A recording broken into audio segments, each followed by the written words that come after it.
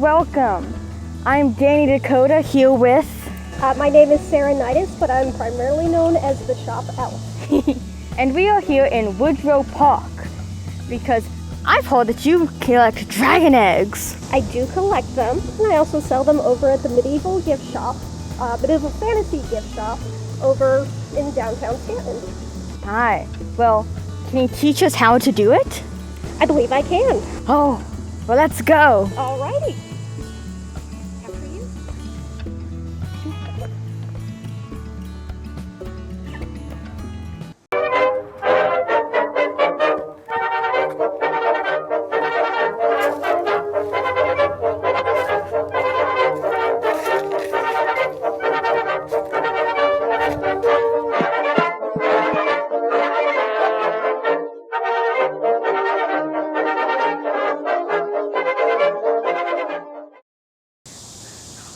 Well, isn't this a beautiful park? Yes, we get actually a handful of dragons that visit here at least a couple of times a year. Oh, so is there like a nesting season for dragons? Yeah, usually it takes place during the fall. And depending on what type of your dragon you're looking or you're talking about, some of the eggs will take anywhere from a few months to hatch to close to 3,000 years. Oh my goodness. Such as this down here. Oh. Now, thankfully, I've been watching this nest for a while now. I've already gotten the dragon's permission to take these eggs. But I wanted to make sure to wait until she was comfortable to sit away. Because it's very heartbreaking when the egg doesn't hatch. Oh, most definitely.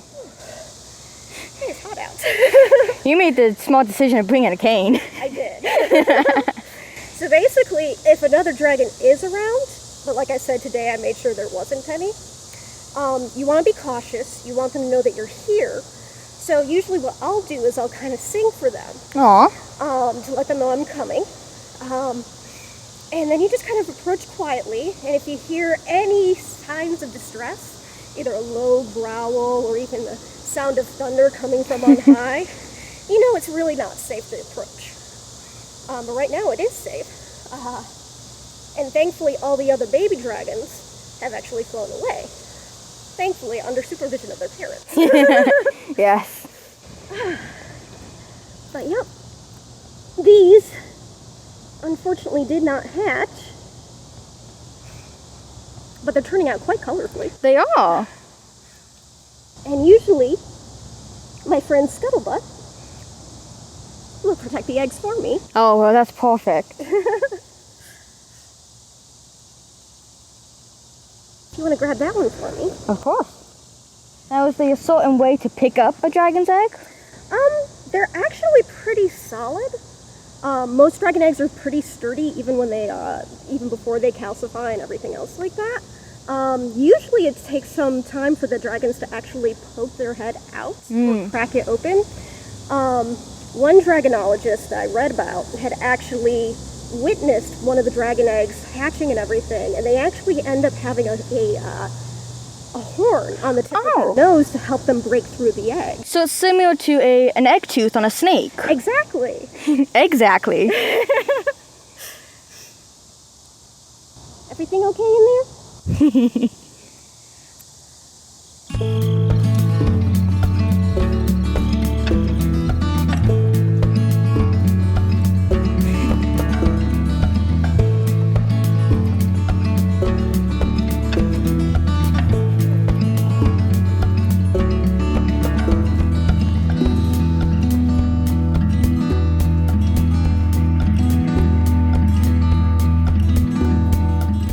My, these trees are awfully low. It's a good thing we're both pretty short. Yes.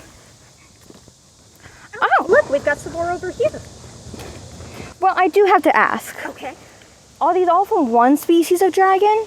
Because I noticed they're all very different colors. They are different colors and likely from the same species. We get a lot of storm dragons here, as well as green dragons, which is pretty understandable, and other forest type dwelling dragons as well. So, what changes the shell color? It's a combination of either the temperature of which they're incubated in. Other than that, I'm not entirely sure. That's Magic. Never really, it could be that. It could be a blessing from the fairies in the hopes that maybe they will hatch, and unfortunately they don't. Yes. And I also noticed that they're different sizes. Yep. Some eggs grow faster than others before they calcify. I mean, it's just one of those things we haven't quite figured out yet. But we also don't really question it. Because, I mean, they're perfect the way that they are. Oh, most definitely. And any dragon, if they were to hatch from something so small, it doesn't mean that they're the runt or malnutrition or anything else like that. They're just, oh, what is that term? Slow to develop. Ah, yes. Would you like to pick those for me? Of course. Scuttlebutt, we got another couple eggs coming in.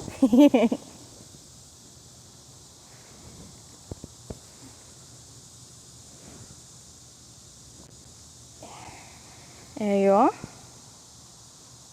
They're very light. They are. Probably because there's really nothing inside of them to grow. Now, do they turn hollow or are they solidified completely within? They solidify completely within. That makes sense. All right. Do you know of another nest spot? Maybe somewhere among the bushes. All right. Let's go.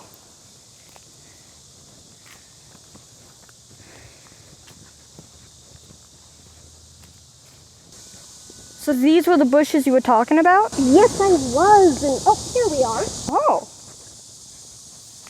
So they're right here. Definitely a lot more hidden than some of the other eggs. But as you know, dragons want to keep their nest hidden either somewhere up high or deep down in a burrow most of the time because they are so, dragons are rare. They don't want to lose their children. Oh, of course. And dragon eggs especially go for a very high price on the black market, so we want to make sure they're good and safe and have the chance to actually hatch. Yes. Of course, as you guys promote, you want to make sure that they grow up in the wild the way that they're meant to be. Yes, of course. So you say that you sing to the dragons before you come. Do different dragons like different song tuners? Like, do the stone dragons like rock music or? Yes. Actually, yes, the stone dragons do appreciate rock music because it echoes really nice, especially in the caverns that have great acoustics. Oh, yes. Sea dragons are basically have a liking for your casual pirate sea shanty. The eastern dragons, they actually don't like the singing so much, but they like the playing of various different stringed instruments as well as different types of chimes. Oh, yes. That makes sense. All right.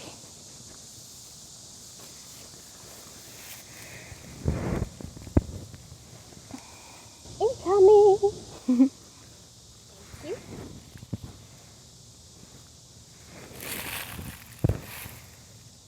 Ooh, that one is a nice one.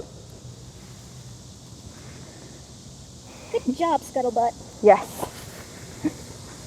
Alrighty, let's see what else there is. Alrighty.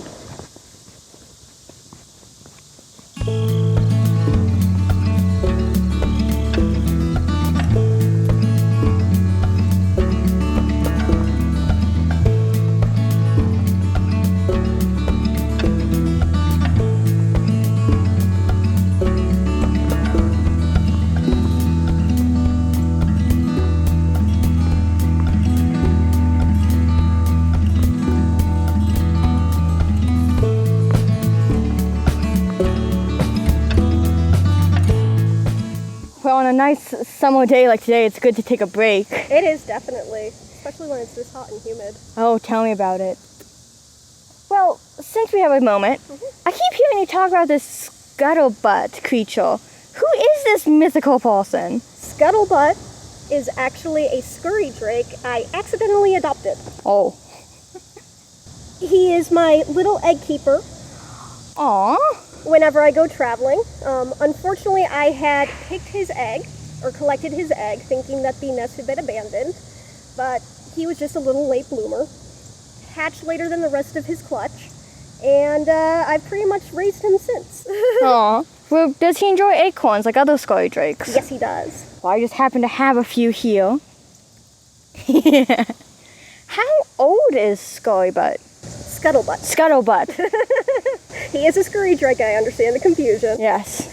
He's actually only a few months old. Oh. So how long, speaking of age and such, how long have you been egg collecting?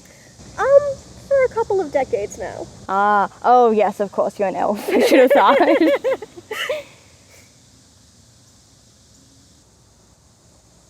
So, how many eggs do we have already? Let's see. Where's Scuttlebutt? Uh-oh. Scuttlebutt! Where'd you go? Oh, look! What has he found?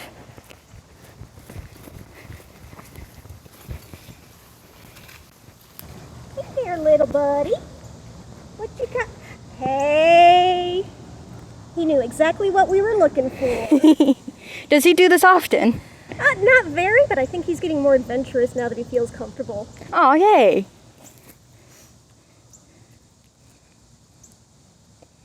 So how would somebody that wants to collect dragon eggs, how would they start? Well, they'd have to start by liking hiking. That or possibly deep sea diving. Oh. They've got to have a desire to be outside a lot. And an ambition to go into places that most people probably wouldn't venture. Would you like to go back in? All right. There you go. For me, it was my dad that got me into it. Oh. He used to be a sailor, and he actually used to do some deep sea diving looking for sea dragon eggs. Oh, my. Me, I get seasick. So I actually prefer to go hiking, especially along the mountains and out in the trails and parks like these. I even like to climb trees on occasion. Oh. You will find some actual drake eggs up in the trees. I think right up there high where you see that orange. Oh, yeah. I believe that might be one of the nests. I haven't been able to get up to it because the branches are a little bit too weak for me to climb up there. Yeah, they look quite thin. Mm-hmm. No insult upon you, of course. Oh, no, of course not. But yeah, I mean, just an affinity for nature and understanding that it's not okay to invade another animal's home or beast's home or anything else like that without permission. Yes. Is a good way to start. Yeah, I spoke when we went to go find a fog dragon's nest, I spoke about how some eggs can be actually quite dangerous to a human because definitely. they can hatch very explosively, Yes. or very hot or very cold, and all different things that you don't quite want to touch. No, sometimes the ectoplasm or the membrane has an acidic quality to it, which kind of helps the dragon poke its nose through and everything. That makes sense. But to humans and elves and any other creature such as ourselves, not really safe or smart to handle. Yes. At least not without the proper equipment. Oh, most definitely. Alrighty. Let's see what else is out there. Sounds like a plan. Lead the way.